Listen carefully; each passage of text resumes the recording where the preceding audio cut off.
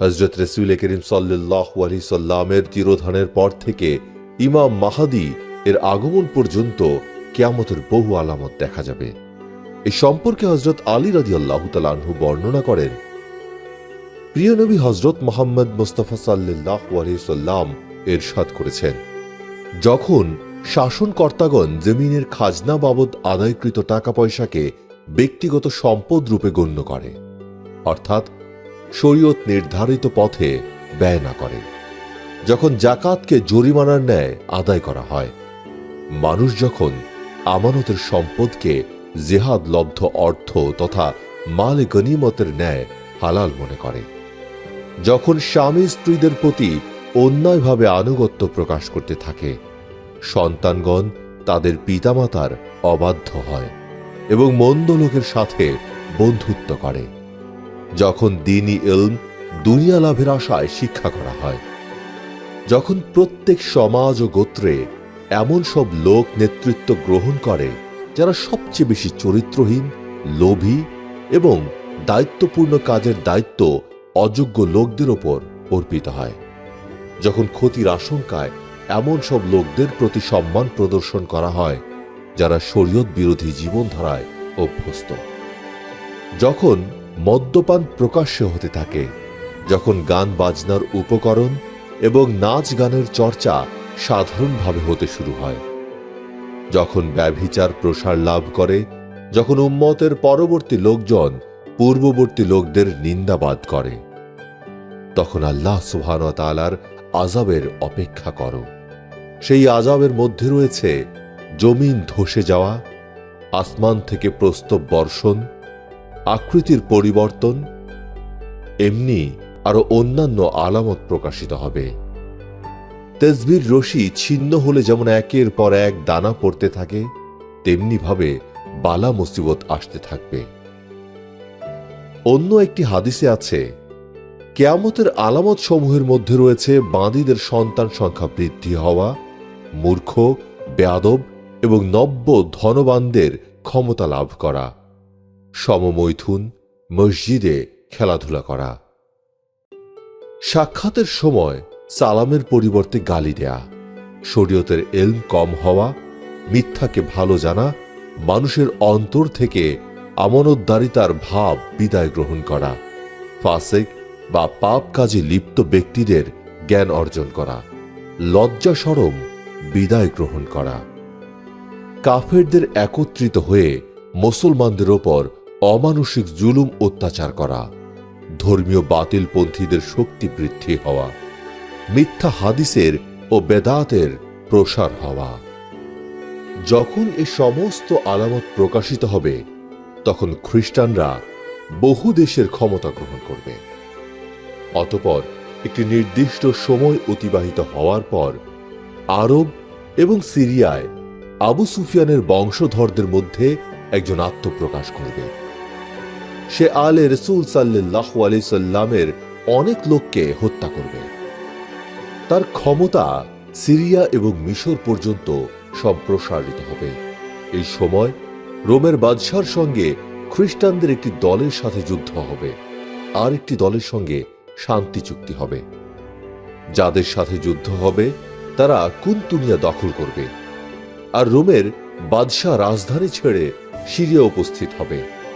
খ্রিস্টানদের দ্বিতীয় দলের সাথে একত্রিত হয়ে মিত্র বাহিনী দুশমনকে পরাজিত করবে। বিজয় লাভের পর মিত্র বাহিনীর সমর্থকদের একজন চিৎকার করে বলবে, ক্রুসেড বিজয়ী হয়েছে, আর ক্রুসেডের বরকতেই বিজয় লাভ হয়েছে। একথা শ্রবণ করে ইসলামী বাহিনীর একজন সদস্য তাকে প্রহার করে বলবে, তোমার কথা সত্য নয়, দ্বীন ইসলাম বিজয়ী হয়েছে, আর ইসলামের বরকতেই বিজয় লাভ হয়েছে। অতঃপর এ দু ব্যক্তি প্রত্যেকেই নিজ নিজ দলের লোককে সাহায্যের জন্য আহ্বান জানাবে। এভাবে নিজেদের মধ্যে লড়াই শুরু হয়ে যাবে এবং মুসলিম বাদশাহ শাহাদাত বরণ করবেন। এ যুদ্ধের পর খ্রিস্টানরা সিরিয়া দখল করবে। বিবাদমান দুটি খ্রিস্টান দলের মধ্যে মীমাংসা হয়ে যাবে। অবশিষ্ট মুসলমানগণ মদিনায়ে মুনাওয়ারায় উপস্থিত হবেন। খ্রিস্টানরা খায়বর পর্যন্ত অর্থাৎ মদিনায় মনোয়ারার নিকটবর্তী স্থানে তাদের ক্ষমতা বিস্তার করবে। এ সময় মুসলমানগণ হযরত ইমাম মাহদীর অনুসন্ধান করবে, যাতে করে তাঁর নেতৃত্বে মুসিবত দূরীভূত হয় এবং দুশমনের হামলা থেকে আত্মরক্ষা করা যায়। হযরত ইমাম মাহদী তখন মদিনা মনোয়ারায় অবস্থান করবেন, কিন্তু এ ভয়ে যে মানুষ আমার ন্যায় দুর্বল ব্যক্তিকে এ মহান দায়িত্ব অর্পণ করবে, তিনি মক্কা মুআজ্জামায় গমন করবেন। সে যুগের আউলিয়া কেরাম এবং আবদালগণ তার খোঁজ করবেন। কোন কোন লোক ইমাম মাহাদি হবার মিথ্যা দাবি করবে। ইমাম মাহাদির দেহ গড়নে লম্বা, সুদৃঢ়, সুঠাম এবং দেহের রং অত্যন্ত পরিষ্কার, আর আমাদের প্রিয় নবী হযরত মুহাম্মদ সাল্লাল্লাহু আলাইহি সাল্লামের ন্যায় চেহারা বিশিষ্ট। ইমাম মাহাদির আখলাক বা চরিত্র প্রিয় নবী হযরত মুহাম্মদ সাল্লাল্লাহু আলাইহি সাল্লামের মহান আখলাকেরই অনুরূপ হবে। এক কথায় ইমাম মাহাদি হবেন বাহ্যিক ও আন্তরিক দিক থেকে প্রিয় নবী হযরত রাসূল করিম সাল্লাল্লাহু আলাইহি সাল্লামের পরিপূর্ণ অনুসারী। আকৃতি ও প্রকৃতি উভয় দিক থেকে আল্লাহ পাক ইমাম মাহদিকে হযরত রাসূল করিম সাল্লাল্লাহু আলাইহি সাল্লামের অনুসারী করবেন। শুধু চেহারা ছবিতে, চাল চলনে, আচার আচরণে, দেখা শোনাই নয়, বরং নামের ব্যাপারেও তার সাদৃশ্য হবে হযরত রাসূল করিম সাল্লাল্লাহু আলাইহি সাল্লামের সাথে। তার মোবারক নাম হবে মুহাম্মদ, পিতার নাম আব্দুল্লাহ, মাতার নাম আমিনা হবে। তিনি জিহ্বার আড়ষ্টতার কারণে অস্পষ্ট কথক হবেন। কথা সুস্পষ্টভাবে বোঝা যাবে না, সেজন্য কোনো কোনো সময় স্বীয় হস্ত দ্বারা উরুর উপর আঘাত করবেন। তিনি আল্লাহ প্রদত্ত জ্ঞানের অধিকারী হবেন। বায়াতের সময় তার বয়স হবে 40 বছর। তার খেলাফতের দায়িত্ব গ্রহণের কথা প্রচারিত হওয়ার পর মদিনা শরীফে অবস্থানরত ইসলামী বাহিনীর অবশিষ্ট লোকগণ মক্কায় চলে আসবেন। সিরিয়া, ইরাক এবং ইয়েমেনের আউলিয়ায়ে কেরাম এবং আবদালগণ তার সঙ্গী হবেন। আরব দেশের অগণিত লোক তার সৈন্যবাহিনীতে যোগদান করবে। যে অর্থ ভাণ্ডার কাবা প্রাঙ্গণে গুপ্ত রয়েছে, যাকে তাজুল কাবা বলা হয়, সে অর্থ মুসলমানদের মধ্যে তিনি বিতরণ করবেন। যখন এ খবর মুসলিম জাহানে প্রচারিত হবে, তখন খোরাসান থেকে এক ব্যক্তি বিরাট সৈন্যবাহিনী নিয়ে তার সাহায্যের জন্য রওনা হবেন, যে বাহিনী পথ অতিক্রম করার সময় শত্রুপক্ষের অনেক খ্রিস্টান ও বেদিন লোককে ধ্বংস করবে। এ বাহিনীর অগ্রভাগের দায়িত্বে থাকবে মনসুর নামক এক ব্যক্তির হাতে। এদিকে আরবদের সৈন্য সমাবেশের সংবাদ পেয়ে খ্রিস্টানরাও চতুর্দিক থেকে সৈন্য এবং শক্তি একত্রিত করার চেষ্টা করবে। নিজেদের সকল শক্তির সঙ্গে সঙ্গে রোম থেকে আগত বিরাট বাহিনী নিয়ে ইমাম মাহাদির মোকাবেলায় সিরিয়ায় একত্রিত হবে। হযরত ইমাম মাহাদি মক্কা শরীফ থেকে মদিনা শরীফে গমন করবেন এবং প্রিয় নবী হুজরে পাক সাল্লাল্লাহু আলাইহি সাল্লামের কবর জিয়ারত লাভ করে সিরিয়া অভিমুখে যাত্রা করবেন। সিরিয়ার নিকটবর্তী এলাকার খ্রিস্টান বাহিনীর সঙ্গে যুদ্ধ হবে। এ সময় হযরত ইমাম মাহাদির সৈন্য 3 ভাগে বিভক্ত হবে। এক ভাগ দুশমনের ভয়ে পলায়ন করবে। আল্লাহ পাক তাদের তওবা কোনো অবস্থাতেই কবুল করবেন না। অবশিষ্ট সৈন্যদের মধ্যে একদল শাহাদাত বরণ করে বদর ও ওহুদের শহীদ দানের মর্যাদা লাভ করবেন। আর এক দল আল্লাহ পাকের রহমতে বিজয়ী হওয়ার তৌফিক লাভ করবেন এবং সর্বকালের জন্য গোমরাহির শোচনীয় পরিণাম থেকে আত্মরক্ষা করতে সক্ষম হবে। হযরত ইমাম মাহাদি খ্রিস্টান দুশমনদের মোকাবেলায় দ্বিতীয় দিনেও রণাঙ্গনে উপস্থিত হবেন। এদিন মুসলমানদের একটি বড় দল এ শপথ গ্রহণ করবে যে বিজয় অথবা মৃত্যু ব্যতীত কোনো অবস্থাতেই রণাঙ্গন থেকে প্রত্যাবর্তন করবেন না। এরা সকলেই শাহাদাত বরণ করবেন। হযরত ইমাম মাহদী অবশিষ্ট সামান্য সংখ্যক লোক নিয়ে প্রত্যাবর্তন করবেন। তৃতীয় দিন পুনরায় একটা বড় দল শপথ গ্রহণ করে যুদ্ধক্ষেত্রে অবতরণ করে শাহাদাত বরণ করবেন। হযরত ইমাম মাহদী অল্প সংখ্যক লোক সহ তাঁর আবাসস্থলে প্রত্যাবর্তন করবেন। চতুর্থ দিন ইমাম মাহদী তার প্রহরীগণকে নিয়ে পুনরায় দুশমনদের মোকাবেলায় উপস্থিত হবেন। এ দলে লোক সংখ্যা খুবই কম হবে, আর এদিনই আল্লাহ সুবহানাহু ওয়া তাআলা তাদেরকে অপূর্ব বিজয় দান করবেন। খ্রিস্টানরা ওই দিন এত ব্যাপকভাবে নিহত হবে যে তাদের মন থেকে রাজত্বের আকাঙ্ক্ষা চিরতরে মুছে যাবে এবং ধন সম্পদ হারিয়ে নিঃস্ব ও চরম অপমানিত অবস্থায় পলায়ন করবে। মুসলমানগণ তাদের পশ্চাদপন করে অনেককেই দোজখে পৌঁছে দেবে। অতঃপর ইমাম মাহদী অনেক দান ও পুরস্কার ওই বিজয়ী বীর মুজাহিদিনদের মধ্যে বিতরণ করবেন। কিন্তু ওই ধন সম্পদ পেয়েও মুজাহিদগণ তেমন সন্তুষ্ট হতে পারবেন না, কেননা ওই যুদ্ধের পরিণতিতে অনেক বংশ ও গোত্রের এমন অবস্থা হয়ে যাবে যে তাদের মধ্যে শতকরা মাত্র একজন জীবিত থাকবে, আর অবশিষ্ট সকলেই শহীদ হয়ে যাবে। অতঃপর ইমাম মাহদী ইসলামী রাষ্ট্রের আইন শৃঙ্খলা নিয়ন্ত্রণ ও সাধারণ জনগণের স্বার্থ সংরক্ষণ ও রাষ্ট্র পরিচালনার অপরিহার্য কার্যাবলী পরিচালনার দিকে মনোযোগী হবেন। চতুর্দিকে সৈন্যবাহিনী প্রেরণ করবেন এবং এ সমস্ত অত্যাবশ্যকীয় কার্যাবলী থেকে অবসর হয়ে কুস্তুনতুনিয়া বিজয়ের জন্য অভিযান করবেন। রোম সমুদ্রের তীরে পৌঁছে বনি ইসহাক গোত্রের ৭০,০০০ বীর যোদ্ধাকে জাহাজ যোগে পার হয়ে ইস্তাম্বুল বিজয়ের জন্য প্রেরণ করবেন। এ মুসলিম বাহিনী শহরের প্রাচীরের সন্নিকটে পৌঁছে যখন নারায়ে তাকবীর আল্লাহু আকবার এই ধ্বনিতে আকাশ বাতাস মুখরিত করে তুলবে, তখন আল্লাহর নামের বরকতে হঠাৎ শহরের প্রাচীর ধসে যাবে।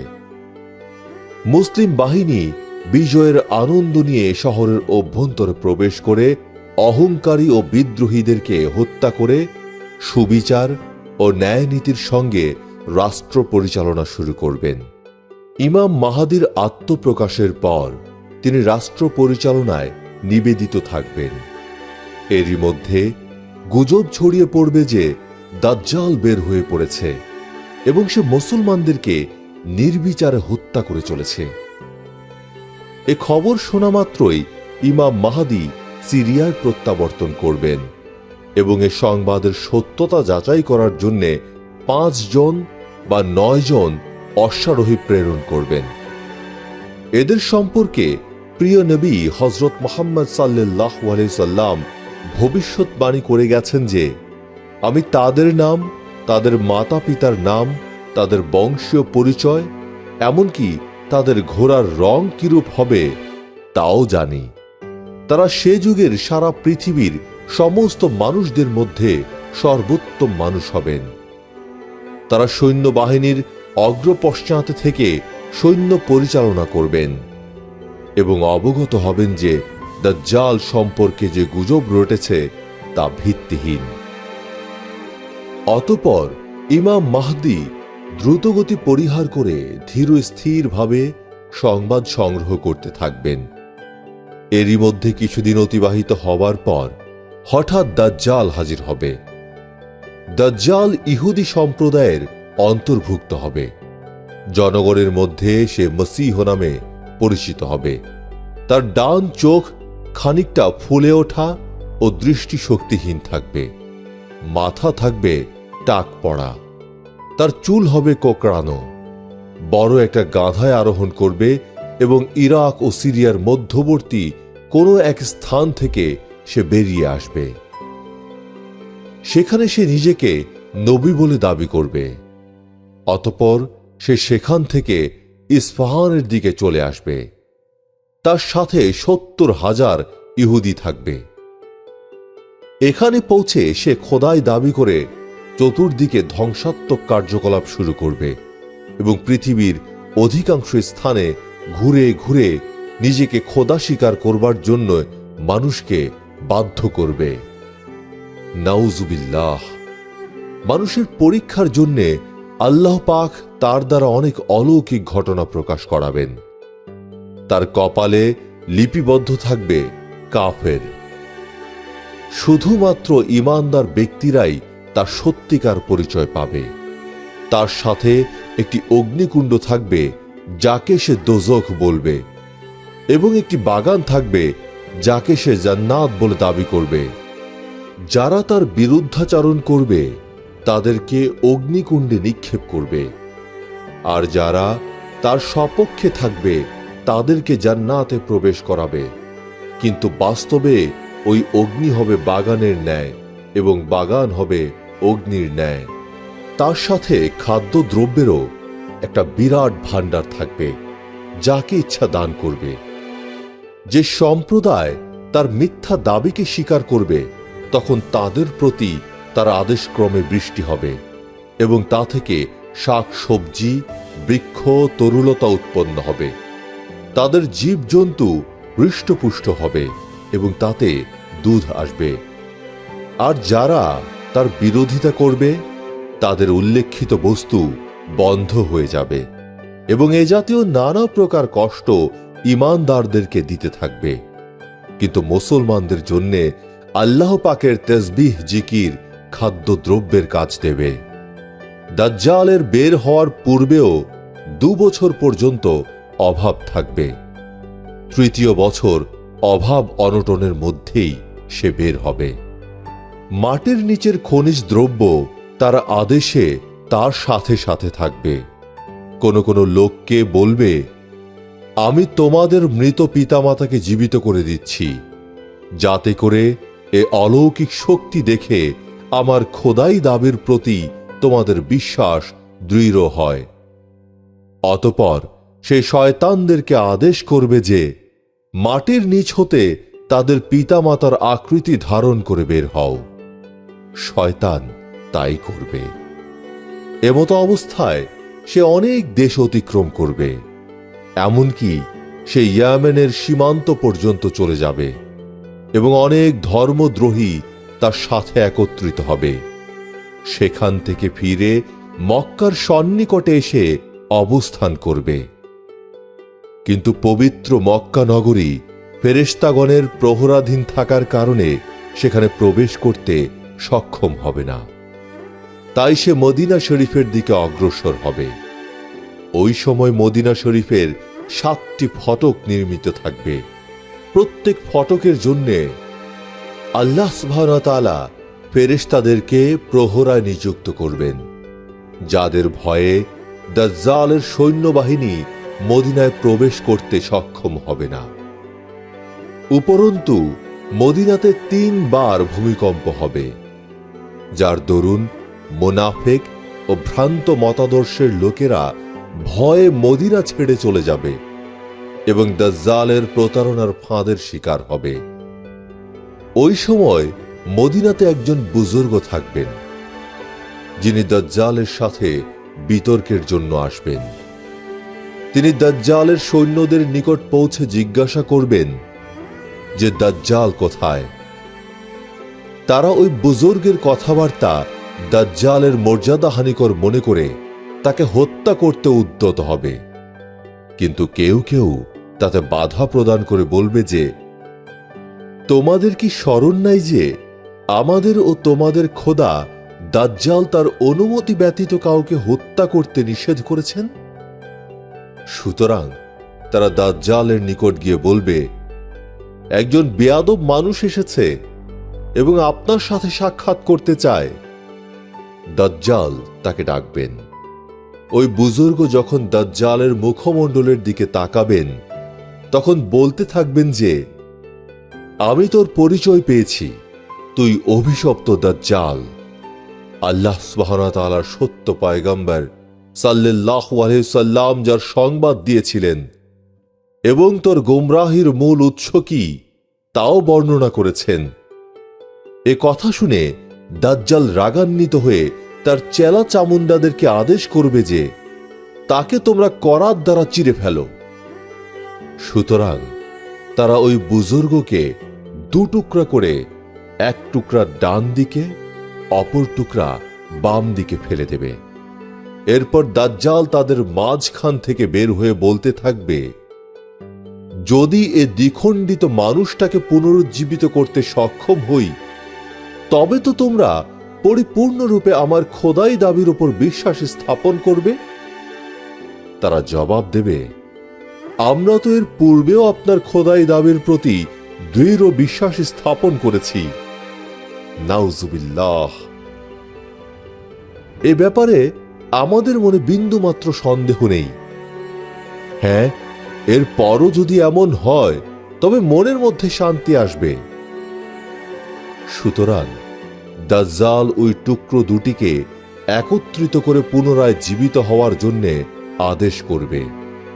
অতঃপর আল্লাহ পাকের কুদরত ও ইচ্ছায় তিনি পুনরায় জীবিত হয়ে সাথে সাথে বলে উঠবেন যে, এখন তো আমার আরো দৃঢ় বিশ্বাস হয়েছে যে তুই সেই অভিশপ্ত দাজ্জাল, যার অভিশপ্ত হওয়া সম্পর্কে প্রিয় নবী হযরত মুহাম্মদ মুস্তাফা সাল্লাল্লাহু আলাইহি সাল্লাম পূর্বেই সতর্কবাণী উচ্চারণ করেছেন। এ কথা শ্রবণ করে দাজ্জাল ক্ষিপ্ত হয়ে তার অনুগতদেরকে আদেশ করবে যে তাকে জবেহ করো। অতঃপর সেই বুজুর্গের গলায় ছুরি চালানো হবে, কিন্তু তার কোনো ক্ষতিই হবে না। তখন দাজ্জাল লজ্জিত হয়ে তাকে তার তথাকথিত দোজখে নিক্ষেপ করবে, কিন্তু আল্লাহ সুবহানাহু ওয়া তাআলার কুদরতে তার জন্য ওই দোজখ শান্তির স্থান হয়ে যাবে।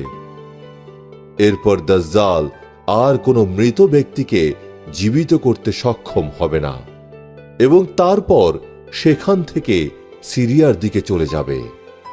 দাজ্জাল দামেস্কে পৌঁছার পূর্বেই সেখানে ইমাম মাহদির আগমন হবে এবং লড়াই করার জন্য পূর্ণ প্রস্তুতি স্বরূপ মুসলিম বাহিনীকে বিভিন্ন ভাগে বিভক্ত ও বিন্যাস করে তিনি তাদের মধ্যে যুদ্ধের যাবতীয় অস্ত্র বন্টন করে দেবেন।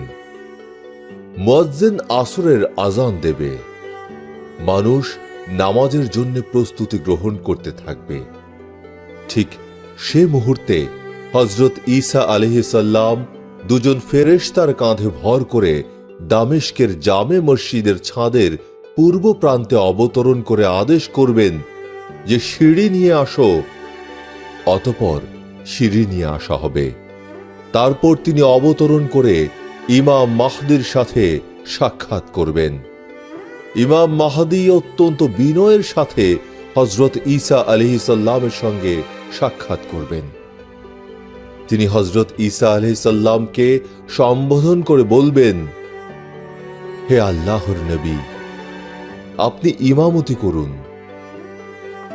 হযরত ঈসা আলাইহিস সালাম বলবেন, ইমামতি আপনিই করুন, কেননা আপনাদের একজন আরেকজনের ইমাম হতে পারেন।